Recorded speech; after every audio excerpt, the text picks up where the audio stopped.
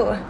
I am Carlee Critchmore, your host of Making Monday Count, and today my guest is Cameron Foster, who is the founder of Supportive Fathers, and I will let him introduce more about that to you. And he is also a high school guidance counselor, so I am very excited to talk some education and about parenting with him also. And for anybody that is watching or going to watch, I am a guidance counselor for parents, and I apply fundamental skills from guidance counseling or educational counseling with behavior therapy and mindfulness practices to help guide parents to answers that already exist within themselves that are sometimes more difficult to tap into alone. So, without further ado, let me go ahead and invite Cameron into...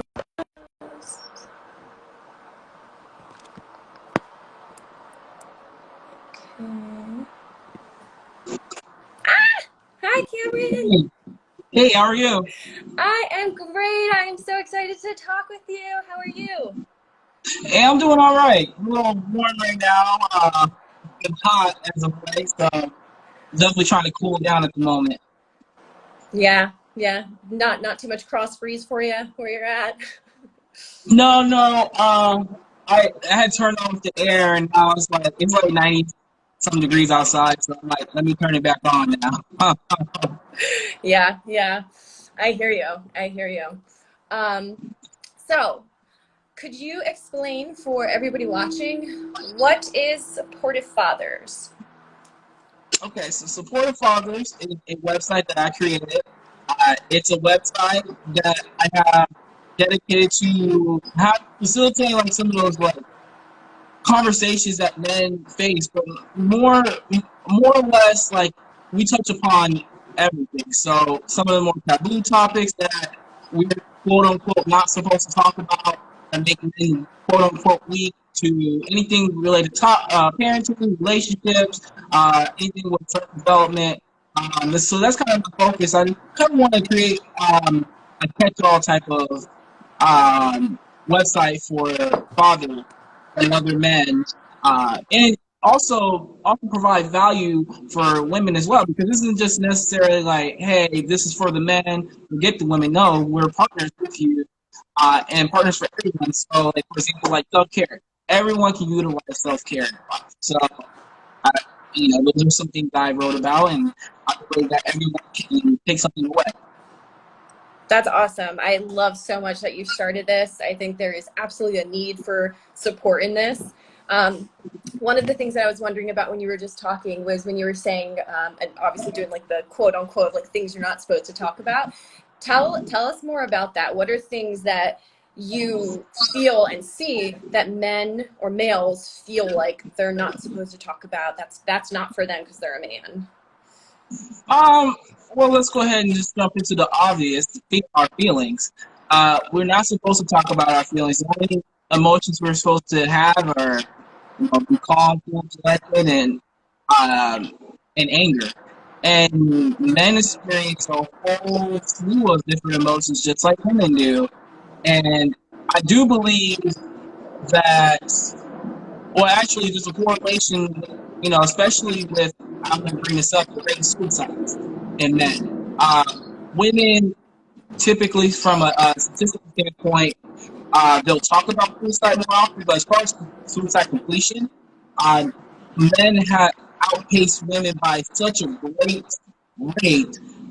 And a lot of that, I believe, I suspect, it has to do with the expression of talking about our feelings and everything.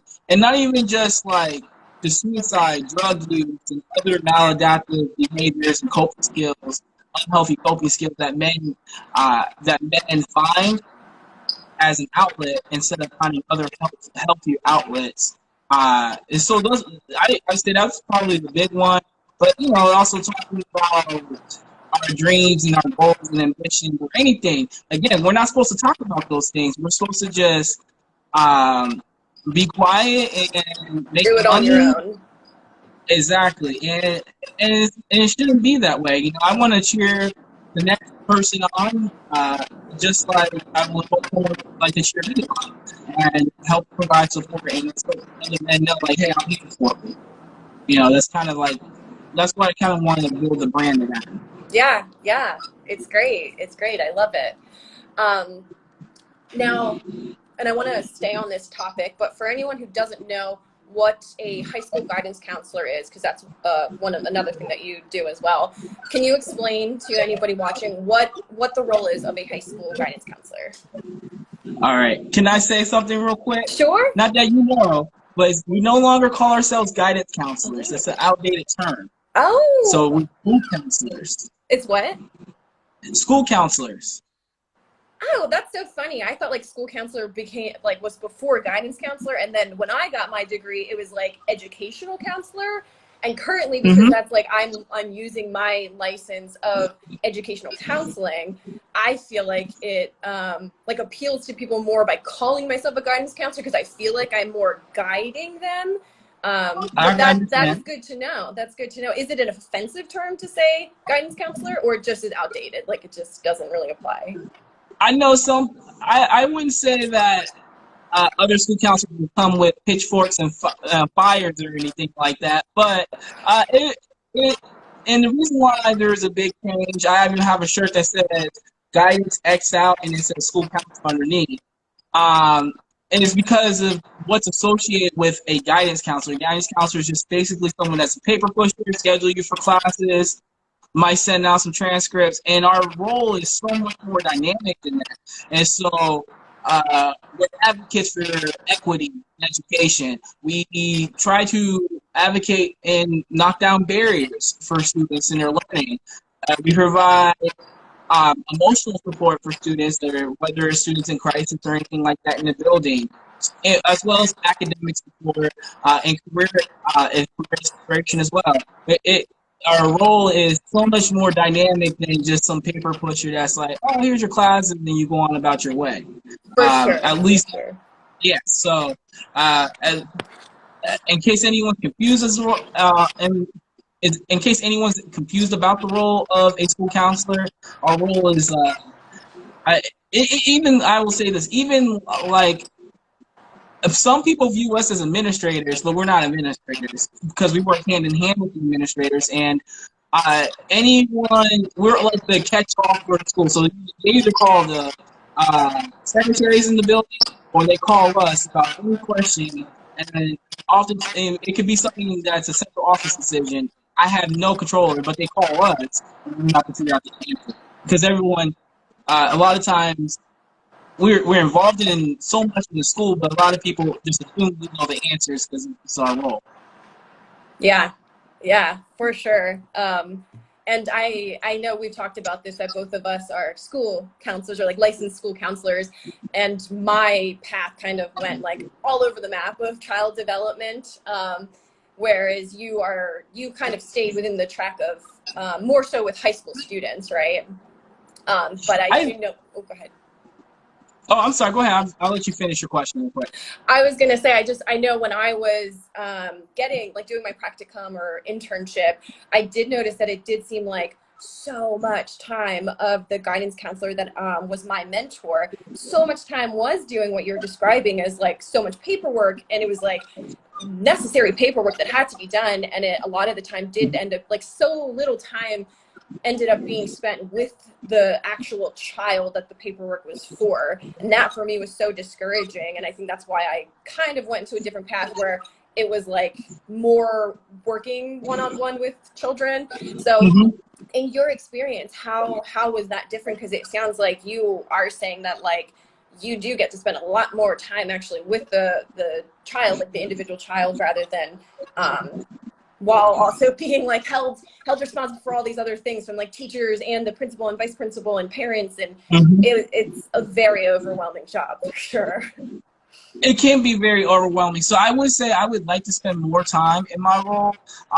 So like the American School Counselor Association or ASCA, they recommend that ratios are 250 to 1. 250 students to one counselor. And I can tell you the national average is I think it's 467 students to one counselor. So that's how many people we're responsible for. In my building, I'm like close to 500 to 1. Oh my Um, goodness. I know we have a really, really big building. I think we're in the top 5% in the state of Ohio as far as the amount of students, and there's only 4 of us. Uh, so with that said, there are times where I do feel overwhelmed and I don't get enough time to spend with my students. And especially like when there's college application deadlines. So November 1st, early action, early decision deadlines. About the first of the month, things tend to get really, really hectic on top of everything else that's going on. There's days I don't even get to really eat lunch, or I have to see like, hey, do you mind if I eat 5 minutes? I'll continue because this is the only time I can even breathe. And so I can probably relate to your mentor as far as that feeling of being overwhelmed. And if I could, there's a lot of different factors why there's counselors for the amount of students. I would say I would like to get to spend more time with my students than I do, just because I believe that that time is valuable. Because if students in crisis or anything like that, you gotta kind of drop everything else, and then you have like, a couple students. It's like, oh gosh, like it's almost like you have to prioritize someone's needs, even though they're both in crisis. Some days are just crazy. So Yeah, definitely. And I think that it takes a very specific type of person to be able to have that role as a guidance counselor, because you do end up wearing so many different hats, and you are, again, if you're an effective one, which I can tell that you're obviously a very effective guidance counselor, the passion that you have for the child and making it all work, even though you have so many different things that you have to be doing. So I commend you for that. I think guidance counselors are something that are, like, not to say undervalued, because I think they're very valued, but like how you're saying, how it's like 200 to 1 or 500 to 1, or like there's so much that they have to take on. And I know that out here in California anyway, and I feel like actually for sure in New Jersey, because that's where I'm from, they started when they do budget cuts in schools, they start eliminating guidance counselors when it's like, there is already way too many students per guidance counselor. Why are you taking away more? But before we go too off track, because I think you and I could probably talk about this a lot more, this specific subject, I wanted to kind of backtrack to more talking about sort of where supportive fathers plays into what you see as a guidance, or no, not guidance counselor, sorry, school counselor in the high school. What do you see firsthand happen when a male student feels like they aren't able to express their emotions, or that they need to put on this like defense and they have to do things alone? What is the result of when you see that happen? That's a really good question. As far as, and again, like when we talk about supportive fathers and with men and things like that, I mean reference, like, for example, so I have a particular student, he's a black student. On top of that whole male, you have to live up to male stereotype. He also has, him and I had quite a few conversations about living up to what it means to be black, quote unquote, and those stereotypes. And those are very, very touchy subjects, because they're carrying on that stress, and they're carrying that burden of, am I good enough for one for this box? Am I good enough for that box? And as men, and I'm generalizing this. I'm not saying all men are like this, but you kind of just like our mindset is very solution oriented, very task oriented, and if we can't fit and check those boxes, then it's tough for us, and we kind of internalize, like, am I good enough?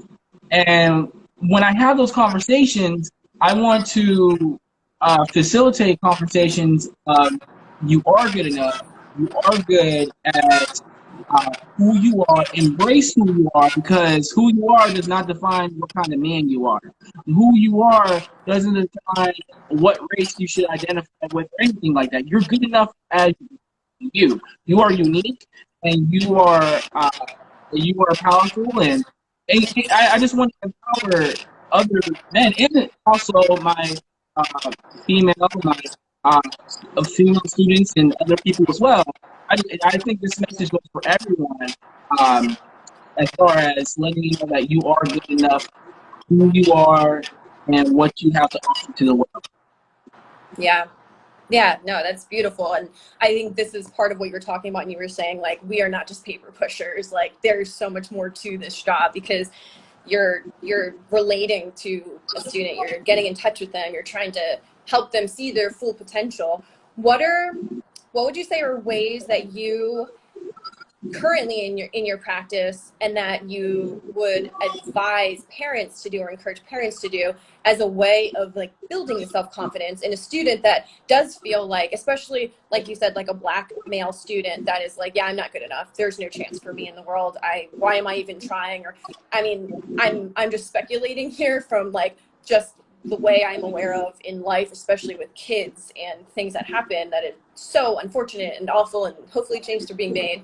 But for a student who comes to you with that mindset of like, why should I even try? How do you build that confidence? I think there's so many different ways, and it depends on. I say everything is from case to case, but generally, I try to attack what what that student's what their strengths are. What is your strength? What do you have to offer? I think you saw last week I posted a blog post about college isn't for everyone, and just letting know that whatever you define as success is is it's all relative. It's whatever you define as success. So if you think being successful means that you have to have straight A's and everything, you can live up to that. But other people might not view that as being successful in high school or in elementary school or even as an adult. Being successful might be being able to manage your time in different avenues, and I'd say just focusing on those strengths and figuring out what that person's definition of success, and then allowing them uh, and formulating some kind of plan how you going to get there. What can you do now, short term? What can you do long term? And what things can you do short term to live up to those long term goals to be successful? And it could just be even something within 2 hours. Like I don't know, I will try to at least complete one assignment, or I will try to voice my concerns with this individual, or whatever. It can be a small goal because at least they can taste that little bit of success, and then praise them for that. And find and also tell them and identify people who are good supports for that person, and then once we make that goal, let's make the next goal. Let's make the next goal, and then kind of just build on and allow it to build on top of each other. And Yeah. so that would be my suggestion. Find all right. So basically, uh, find ways that they can be successful, even if it's little. Praise them for success. Find supports, and I know I wrote a blog post about. I can't remember everything off the top of my head in that blog post about building confidence children, but those are general things that I'm talking with my students. I'm also talking to my friends or anything, and focusing on their strengths and what they're good at. Because let them know that again, it goes back to whatever you have to offer to the world is good enough. Um, and whatever you do, yeah, that's pretty much.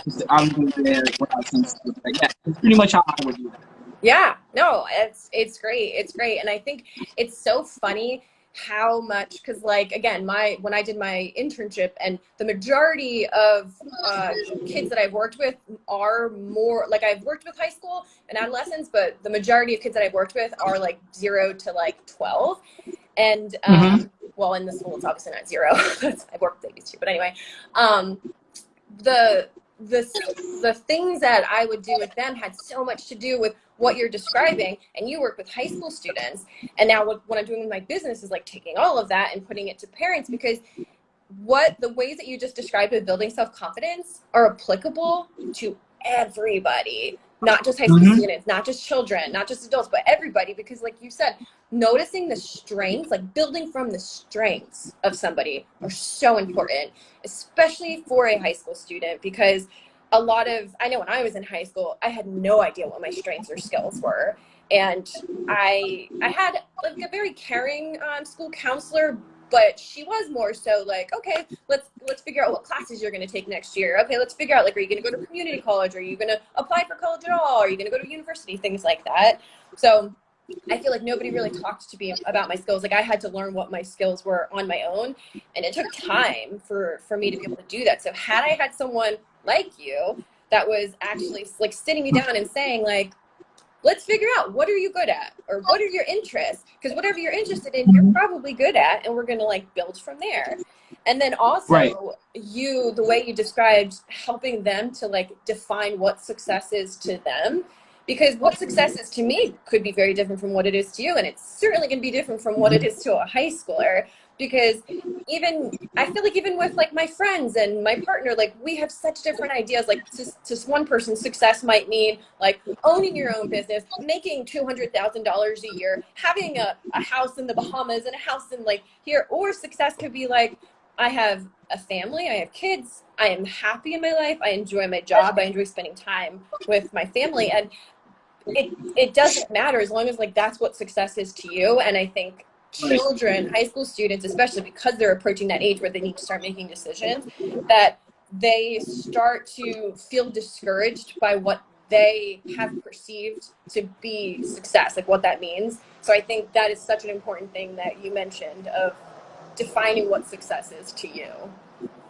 Right, and I do have experience. Like, I used to teach in a partial hospitalization program, so I had little kids all the way up to high school, and that was a trauma-informed care facility.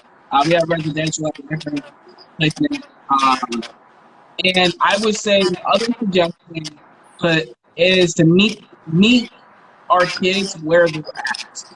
If for example, I'm going to use math for example. If they're just learning 2 plus 2, you can't give them 8 times 5. You're not going to be able to figure 8 times 5 yet. You got to meet them where they're at 2 plus 2, and then build onto that, so that way they can be able to master 8 times 5, to master algebra, to master whatever, and that goes with whether they're maturity. Are you can make a mental note, like, are they mature enough to go ahead and handle this kind of competition? If you're not, give them opportunities to see maybe your point of view or whatever they need to see, so that way they can, and then build on top of that, again, so that way they can be the best version of themselves. Yeah. So much truth in this conversation. I love it. I also wanted to come back to a little bit more talking about suicide, because when I was working with students, there was a lot of suicide prevention. Well, I'm not going to say suicide prevention. I would say like preventatives before children got to that age, more like closer to adolescence, where it became more common to even consider suicide. Yes. So like a lot of it was more on like bullying, being aware of when you're bullying, being aware of when you're being bullied, and trying to like build from there for younger kids. So in the high school, what would you say that's looking like right now, if that makes sense? Yeah, that makes sense. I think as far as the message that we tell our students in regards to suicide and things like that, it's kind of like, if you hear something, say something. If anyone's hinting at anything, it could be post on Snapchat, or it can be something that they posted, or they might find, I don't know, like it could be a letter written, and then make sure you say something, because that could be the determining factor whether that person decides to go ahead and go through with suicide or not, or getting the help that they need. And I know a lot of students are worried about their friends being upset with them, but ultimately, And more often than not, the student might be upset in the moment that they feel like that someone snitched on them, but they're actually grateful to go ahead and be able to, instead of internalizing what's going on, to be able to externalize that and voice that those concerns, because then then those concerns can be figured out, and there can be solutions and services implemented to help that student again be the best version of themselves. Uh, and so oftentimes I think once everything kind of comes to light and then everything gets the ball gets rolling, student comes back and says, I actually am grateful and believe that someone finally found out my truth and found out what's going on. And so at the high school level, even at the middle school level, it's that if you hear something, say something. If there's smoke, there's fire, just let us know. And then we'll go ahead and we'll try to figure something out from there. And you know, as a counselor, we're obligated to say something to the students' parents as well. And I know a lot of times students are so scared, but the parents don't typically have the reaction that they would expect. But that person hasn't had that experience to understand that the parents love them, and that's scary. I can't imagine when my daughter gets to be that age and hearing that. Their parents are probably scared to figure out how can I help my child not feel this way. And so I think that's very important as far as that being the concept of suicide, especially at high school or middle school level. Yeah, yeah. And I think it is really great. I'm really happy to hear of the sort of mentality that it sounds like, at least in your high school, that they're instilling of like, if you see something, say something.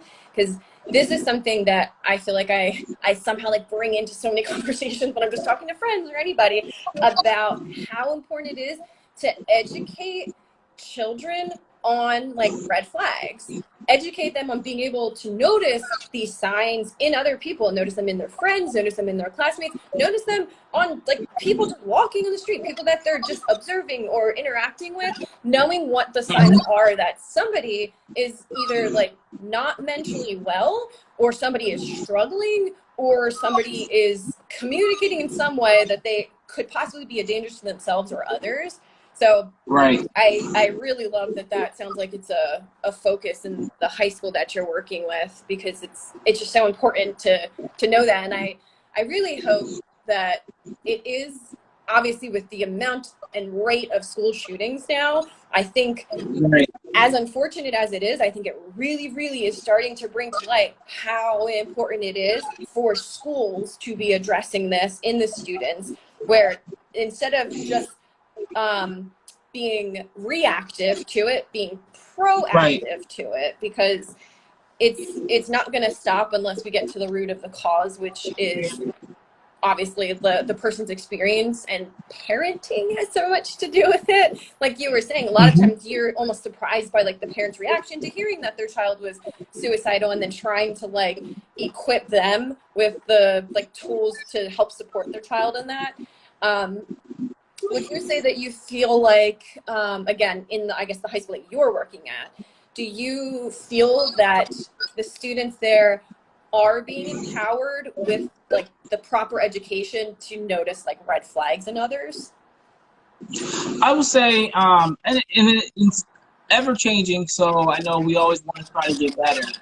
No system is perfect or anything, but I do know the high school I work at, we have groups called like Hope Squad, where they empower young women to talk about and identify things. Actually, I remember sitting on a meeting a couple weeks ago, and and they were talking about the effectiveness of it, and the superintendent shared with us that actually that he knows, at least in one of the other high schools in the district, that he knows of one girl where if it wasn't for Hope Squad, she could have possibly actually went through with a suicide attempt. And so, I mean, just that, and again, I can't remember if there was like any kind of. I think there might be something on the website where students can reach out to us as well, let us know what something's going on. And then they actually there's and I can't think of what number it is, but there's a text line that students can use where the text whoever, if it's after school hours or anything like that, and then that and I believe it's a nonprofit organization. They'll reach out to us and let us know, hey, one of your students had some suicidal ideation, and it allows us to follow up with that student as well. So there's that, and there's that as well. So again, we're constantly looking for new ways to drive the message that your mental health is so very important, and that everyone we're here as a support here at the school. And again, like you said, being proactive about those types of situations instead of being reactive is so important, because whether it's suicide or someone decides to go ahead and commit homicide in the school, those are very tragic things for everyone involved in. And especially with the times right now, we don't need any more tragedies. And we need to help everyone understand, and I keep going back to, you are valuable, you are good enough, and what you have to offer to the world is great. And I just hope that message continues to be driven. Yeah. I love that. I love that. And it's so refreshing and comforting and different to hear that coming from a male. It is so, and I know there's obviously, not to generalize, because like you said earlier, there's lots of males that do speak the way you're speaking and that are honest with themselves and aren't afraid to be vulnerable. But it is still surprising for me when I hear a male talking that way. And it's so inspiring to me, because it is how it should be. We should not be able to express our emotions based off of our genitals. I can understand that. And I can't lie, it's scary sometimes. You don't want to seem like an idiot, or I mean, these are thoughts that I have, and I'm a very confident person, but you don't want to just come across and stuff like that being too needy or anything like that. But at the same time, I understand that if I have a question, or if I'm feeling some type of anxiety or anything, then I need to check in with that emotion. Why am I feeling like this? And what can I do to correct whatever's causing me to feel this way? And I just hope that other guys do the same thing, or at least I try my best to help inspire others to do the same thing. Yeah. I think that's such a good point of, like, one of the most important things to be doing when you're feeling an emotion, especially when it's an overwhelming emotion and it doesn't feel good, checking in, why do I feel this? What is happening right now in my environment that's causing me to feel this? And I know for me, I was not taught that skill. I was not taught that check-in process when I was a kid. So it's something that I've had to very much, and still am working on, like, teaching myself to do. So it's so important to be teaching kids. I'm so happy to hear that that's something that you and the school that you work at is doing. So kudos to you. Well, thank you. I can't say I'm perfect. I can't say I do it with myself all the time, but I try my best. Like, I try to catch myself before I go down that slippery slope. Because, I mean, we're human, so it'll happen from time to time. But just, one, being an example and setting an example of, hey, this is me, and I feel these ways too, as far as, like, anxiety, being sad, or anything like that, and it's thinking that it's okay to feel those emotions. Obviously, something causes you to feel those emotions, so let's talk about it.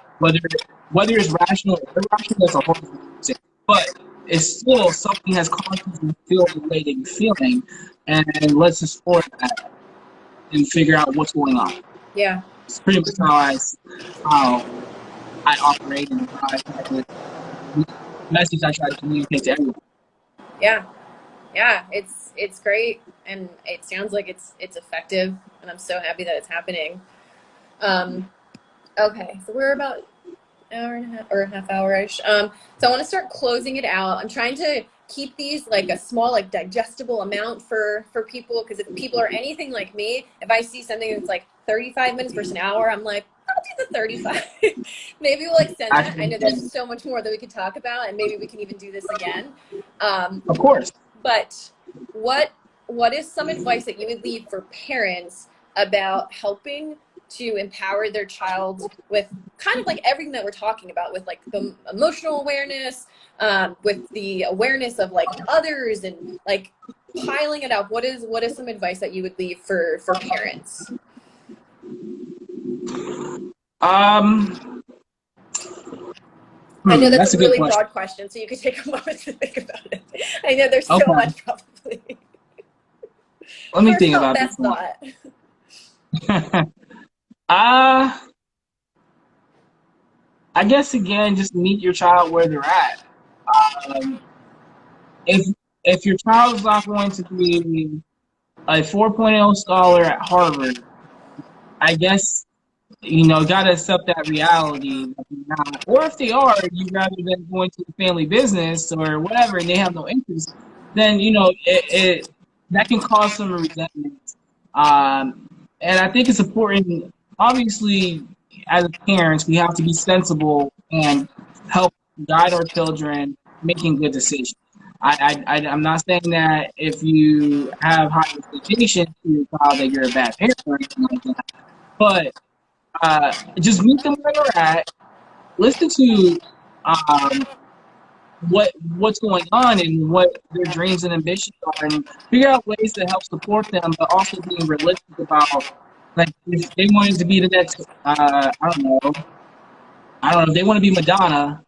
I'm not saying that they can't be Madonna, but the likelihood of it is not great. And so, I mean, they could be next Madonna, but maybe you talk about, hey, let's go ahead and figure out a different plan as well in conjunction with what you're trying to do. And so that way, I support you. I recognize that you're talented, but I also make sure that you don't set yourself up for failure, or in the failure you learn. It's a learning process too. But just making sure that you're supporting your child and letting them know that whatever decision they decide to make, that you're there for them, even if they mess up. Just let them know that you still have their backs, because if they mess up and they want to mess up, they're going to be so terrified to tell you about it. And just having the conversation of, okay, so what did we learn from this? What can we do next time to prevent this from happening? What can we do differently to make sure that it goes the way we want? And I just said, just make sure you meet them where they're at, support them, and listen to them. That'd be my advice. Yeah, I think that is pretty sound advice. I think that is excellent advice. And just the sentence alone of meeting them where they're at, I think it really does like encapsulate all of the skills. Everything is meeting them where they're at, because that is step one to being able to address, acknowledge, validate, respond, understand any of it. You have to first meet them where they're at. So yes, that I agree. That's solid advice for parents. Thank you so much for being on the show and for sharing your wisdom and knowledge with us. It's been very inspiring, and I appreciate you so much. Well, thank you. I appreciate you giving me the opportunity to chat with your audience as well. And I'm incredibly grateful to be able to have this conversation. All right, Cameron. Well, we will definitely stay connected, and yeah, I will see you on the gram. Sounds good. We'll have to do this again sometime. For sure. Thank you so much, Cameron. No problem. Have a great day. You too. Yep. All right. Bye.